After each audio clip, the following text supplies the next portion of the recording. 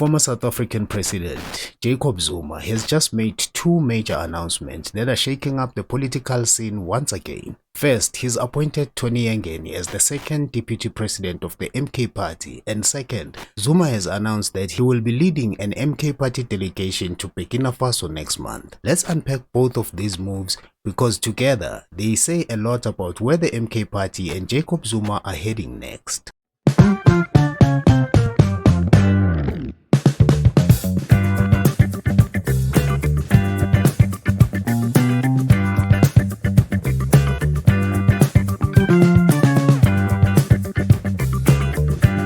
To many political watchers, this didn't come as a surprise. Tony Yengeni has been a long-time ally of Jacob Zuma, standing with him through thick and thin, even when the ANC expelled Zuma.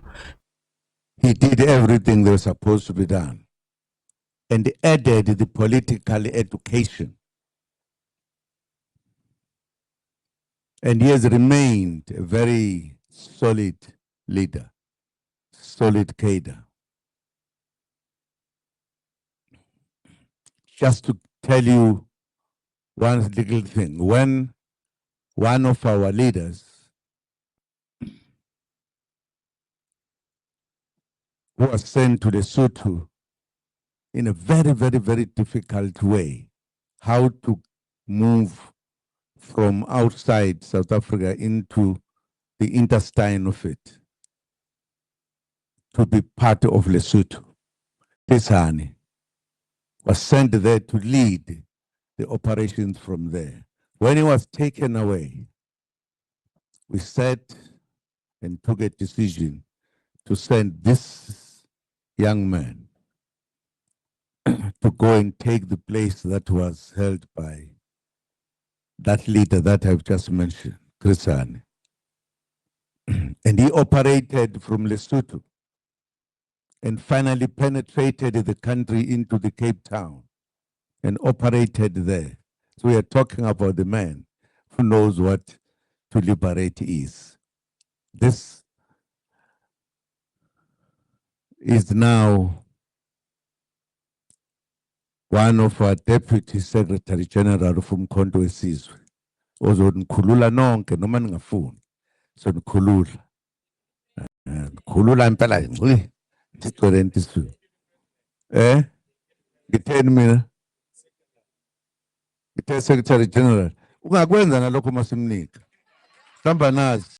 But lately, Yengeni's relationship with the ANC's leadership has been tense. ANC Secretary General Fikile Mbalula famously called him a political Casanova after Yengeni made negative remarks about the GNU, the Government of National Unity, which includes the DA.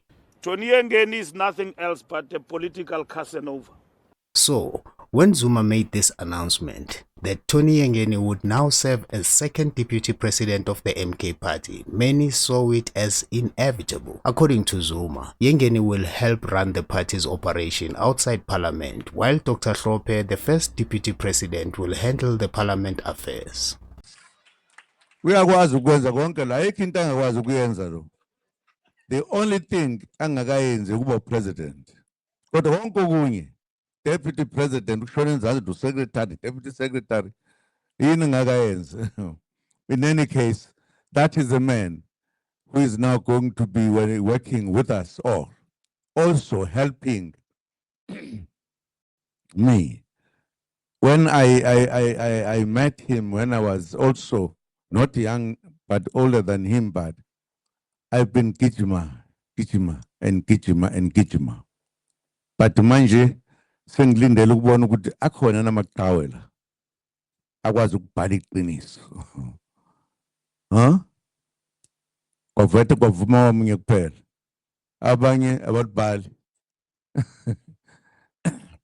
So I just thought I should mention this because here is a man who's going to be working with me in the leadership of this party. We come from very far with him. I trust him as I trust many cadres that I fought with, that I worked with, that I did everything. Mawufuna wazi-ke mangisithanda indawo nizosondela kimi noyithola. Ngeke ngisho manje. Siyazwana. Nizwe kahle. Okay. Kulungile. That's a clear division of power, with Zuma strengthening his command both inside and outside the parliament space. Now, for the second big story, Jacob Zuma revealed that next month, he and his MK party delegation will travel to Burkina Faso, a country currently led by Ibrahim Traore, one of Africa's youngest and most talked about leader. This visit is significant because Cyril Ramaphosa hasn't visited Burkina Faso yet. And that's no small thing. There are growing signs that Ramaphosa is keeping his distance from Traore, who took power through a coup, not an election. That's made him an awkward figure for democratically elected leaders. But despite that, many Africans praise Traore, seeing him as part of a new wave of African leadership that's anti-imperialist and unapologetically revolutionary. So, Zuma's visit could be strategic, aligning himself with the kind of leadership that's currently winning hearts across the continent. It's a move that could boost his popularity, especially among those who see Traore as a symbol of African independence and progress. After Zuma made the announcement, he gave Tony Yengeni the floor, and Yengeni spoke from the heart. He reflected on his long history with Zuma, going back to their days in exile, and spoke about the bond they forged through the struggle and loyalty.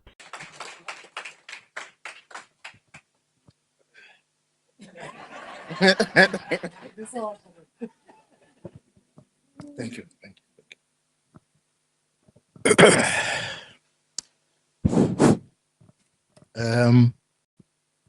Comrade President Jacob Gedlehlekisa Zuma, the leadership of Mkhonto weSizwe,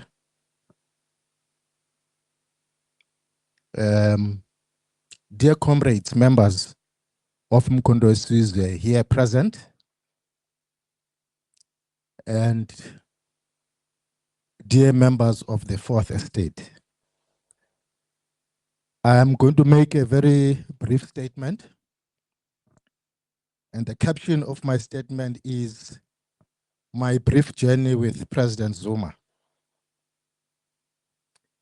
The problems of this country are primarily that of leadership.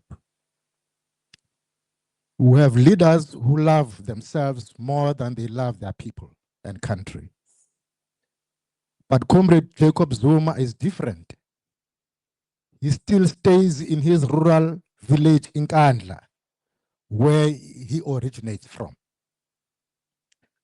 Throughout his adult life, through struggle and sacrifice, he has demonstrated his undying love for his people and country. He has now decided, even at his advanced He told the age, committee that the problem not isn't to just retire, weak laws. It's a but to coordinated continue the network of struggle corrupt for officials where gang social bosses and pull strings economic from freedom prison, and and insiders in prosperity subs of and his the people judiciary make sure the system until bends the their last way. of his days. His vision and wisdom continues to shape the nature and content of the current political struggle and contestation in our country today. That vision inspires millions of South Africans to rise and take full responsibility for their own lives, for their own freedom and prosperity. Let me take you back to January 1977.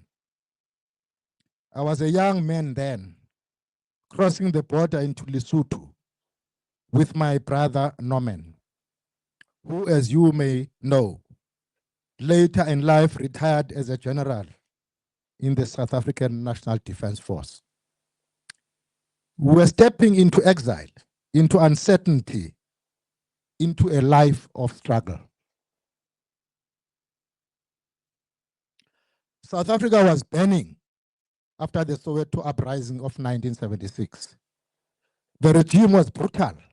Thousands of young people were leaving the country, determined to join Mkhonto weSizwe, the People's Liberation Army. It was there in Maseru that I first met Comrade Chris Hani, a giant and titan of our struggle. Comrade Chris commanded me to stay and assist with the political education of the avalanche of young comrades crossing the border. And so, even before I picked up an AK-47 rifle, I was tasked to be a political instructor, to prepare our youth to understand why we are engaged in struggle and what kind of society we wanted to build. In 1978, I left for Angola for military training. When I graduated from the regular course in guerrilla warfare in 1979, I took my oath in front of President Oliver Tambo himself. President Tambo gave our detachment the singular honor of naming it the Isandlwana Detachment.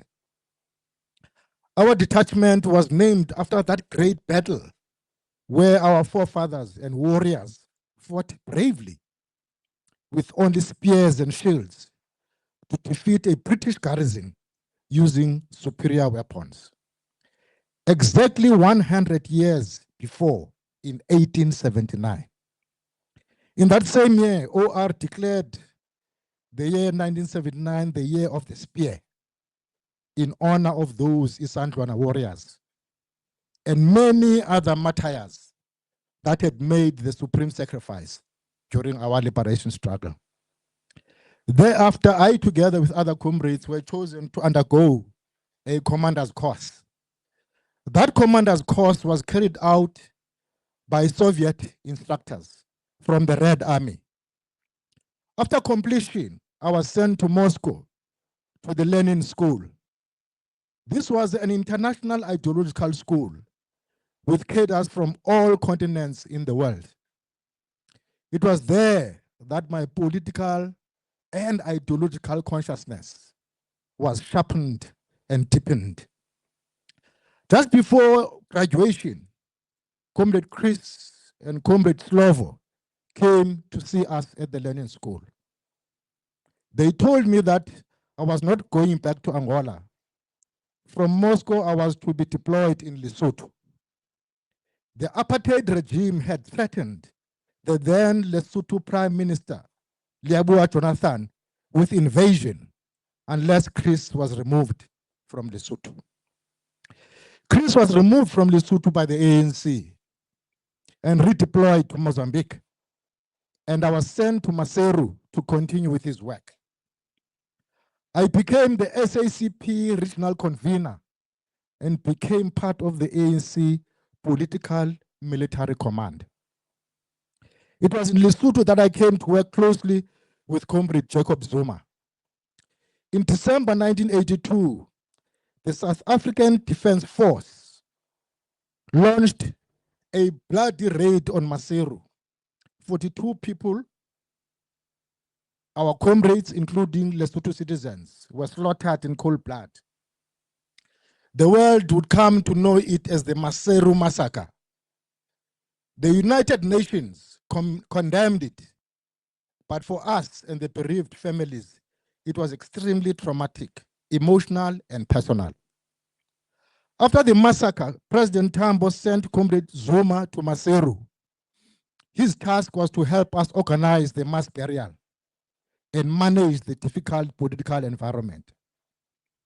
I watched him work calm, methodical. It was Zuma who ran the operation for the sudden electrifying appearance of OR on that very morning of that burial.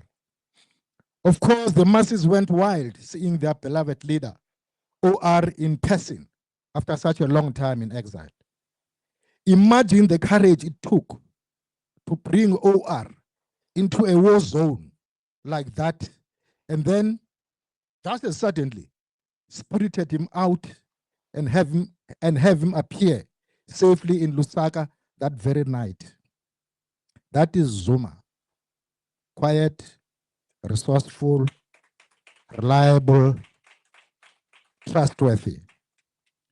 From that time onwards, Comrade Zuma was often deployed to Lesotho by OR and the Revolutionary Council.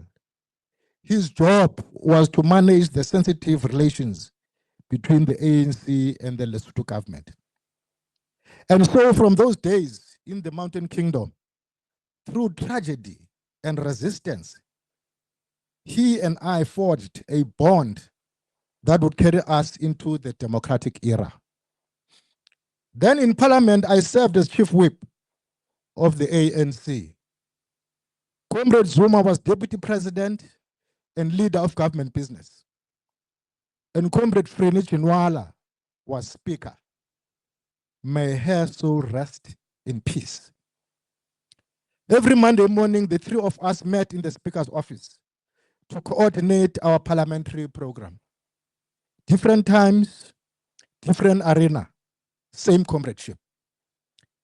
History has its trials. The so-called arms deal was one of them. Both of us were dragged into it. We were the only two senior leaders charged. I was convicted in the so-called car discount case, which was politically motivated and thoroughly shameful in the manner it was handled. They even sent me to prison. Guess who came to Mamasbury prison to visit me? Comrade Jacob Zuma, Deputy President of the ANC. That solidarity cut very deep.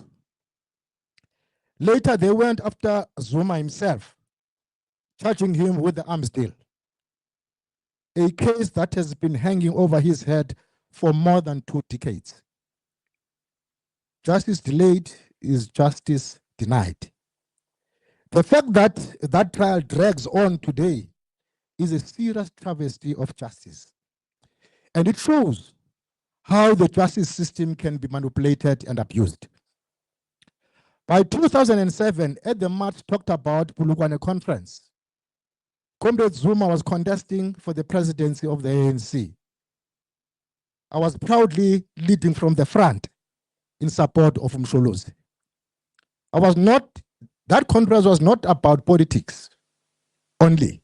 It was about ensuring that the ANC remains the champion of the aspirations of the poorest of the poor.